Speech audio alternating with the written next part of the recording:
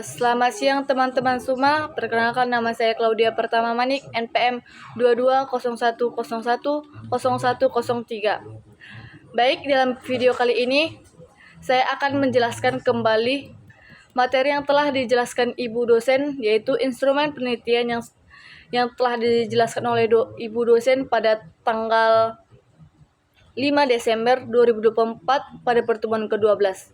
Instrumen penelitian adalah alat ukur atau alat bantu yang digunakan oleh peneliti untuk mengumpulkan data yang relevan dengan permasalahan yang diteliti. Instrumen berperan penting dalam menghasilkan data yang reliable dan valid, sehingga kesimpulan yang diambil dari penelitian tersebut dapat diandalkan dan memuaskan. Jadi, teman-teman, instrumen penelitian itu adalah benda atau alat. Metode pengumpulan data itu adalah aktivitas, karena pada saat kita mengumpulkan data itu, kita beraktivitas, misalnya dalam mengambil sampel dari populasi yang sudah kita tetapkan, seperti itu. Dan pada saat kita melakukan observasi, kita juga menggunakan lembar observasi yang menjadi pedoman atau panduan pada saat kita melakukan observasi di lapangan. Instrumen penelitian berbagai macam jenisnya. Ada dalam instrumen penelitian dalam penelitian kuantitatif dan kualitatif. Baik, pertama kita akan masuk kepada instrumen pada penelitian kuantitatif. Pada instrumen penelitian kuantitatif berfungsi untuk mendapatkan data numerik atau angka. Jenis instrumen penelitian kuantitatif ada berupa angket, tes, survei, dan kuesioner. Baik, pertama kita akan masuk ke angket. Angket adalah alat untuk memperoleh pernyataan. Dalam angket juga terbagi dua, yaitu angket terbuka dan angket tertutup. Angket terbuka berarti si responden bebas untuk mengutarakan pendapatnya. Dan pada angket tertutup, deskripsi yang dijawab hanya sangat setuju, dan tidak setuju. Baik, selanjutnya kita akan masuk kepada survei. Survei adalah cara untuk mengumpulkan data dengan mengajukan pertanyaan kepada banyak orang. Pertanyaan ini bisa berupa pilihan berganda, skala, atau pertanyaan terbuka. Tujuannya untuk mengetahui pendapat, sikap, atau perilaku sesuatu. Misalnya, kita ingin menyurvei sekolah, kita akan memberikan pertanyaan kepada selanjutnya tes. Tes adalah mengukur kemampuan pengetahuan responden seperti tes IQ atau tes kemampuan khusus. Tes IQ ini seperti kemampuan pengetahuan pada saat pembelajaran. Selanjutnya, kuesioner. Mengumpulkan data dengan cara memberikan pernyataan tertulis kepada responden. Mau itu berupa dalam kuesioner terdapat dua, yaitu kuesioner terbuka dan kuesioner tertutup. Kuesioner terbuka berarti si responden bebas mengutarakan pendapatnya. Pada kuesioner tertutup, jawabannya hanya ya atau tidak, karena pernyataan itu dibatasi. Jadi si responden hanya menjawab atau mencentang pernyataan ya atau tidak. Selanjutnya kita akan masuk pada instrumen penelitian kualitatif. Pada instrumen kualitatif berfungsi untuk mendapatkan data yang deskriptif. Dalam instrumen penelitiannya adalah si peneliti itu sendiri yang menjadi alat utama untuk wawancara. Karena pada penelitian ini si penelitilah yang menyusun pertanyaan-pertanyaan pada saat wawancara kepada si responden, seperti itu. Pada jenis-jenis instrumen penelitian yang ada dalam penelitian kualitatif ada wawancara, dokumentasi, dan lembar observasi. Baik, kita masuk kepada wawancara. Wawancara adalah teknik mengumpulkan data kualitatif yang dilakukan melalui percakapan langsung antara peneliti dan responden.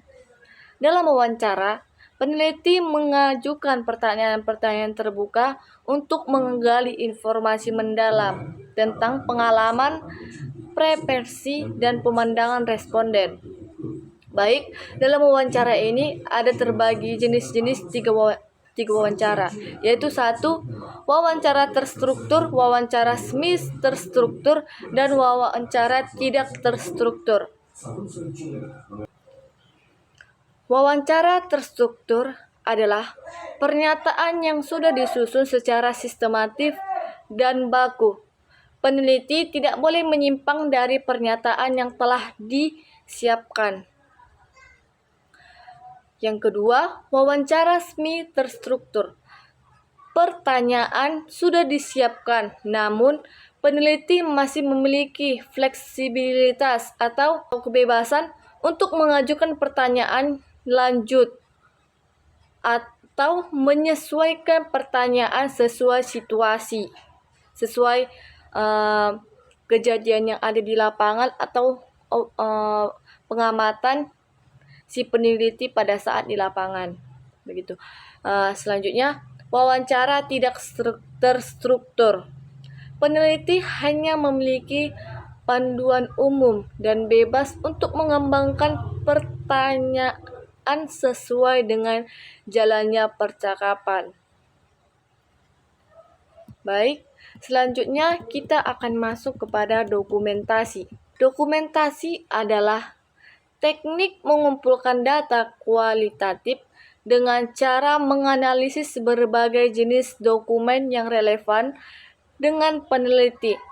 Dokumen dapat berupa teks tertulis, gambar, video, audio, dan lainnya. Jenis-jenis dokumen ada 3, yaitu 1. Dokumen pribadi, dokumen publik, dan dokumen organisasi. Dokumen pribadi bersifat surat, diary, foto, video, dan lainnya. Sedangkan dokumen publik berisi laporan penelitian, berita, peraturan, dan kebijakan. Dan terakhir, dokumen organisasi. Notulen rapat, laporan kegiatan, dan data statistik yang dapat membantu peneliti pada masalah yang ditelitinya. Baik, selanjutnya kita masuk pada lembar observasi. Lembar observasi adalah instrumen yang digunakan untuk mencatat hasil pengamatan secara sistematis. Lembar observasi berisi kategori yang akan diamati dan ruang untuk mencatat hasil pengamatan. Baik, jenis-jenis observasi ada 4, yaitu observasi partisipan, observasi non-partisipan, observasi terstruktur, dan observasi tidak terstruktur. Pertama, kita masuk pada observasi partisipan. Peneliti terlibat langsung dalam kegiatan yang diamati. Berarti peneliti itu terjun langsung ke lapangan untuk meneliti permasalahan yang ada di lapangan. Baru selanjutnya observasi non-partisipan. Peneliti hanya mengamati dari luar tanpa terlibat langsung. Berarti hanya sekilas, teman-teman. Selanjutnya, observasi terstruktur. Peneliti menggunakan lembar observasi yang sudah disusun secara detail. Berarti peneliti tersebut menggunakan lembar observasi sebagai pedoman pada saat meneliti. Terakhir, observasi tidak terstruktur. Peneliti hanya memiliki panduan umum dan bebas mencatat apapun yang dianggap penting. Berarti peneliti itu menulis apa yang dilihatnya di lapangan, yang menurutnya dapat membantu memecahkan masalah yang ditelitinya. Baik, sekian pemaparan penjelasan ulang pada pertemuan ke-12.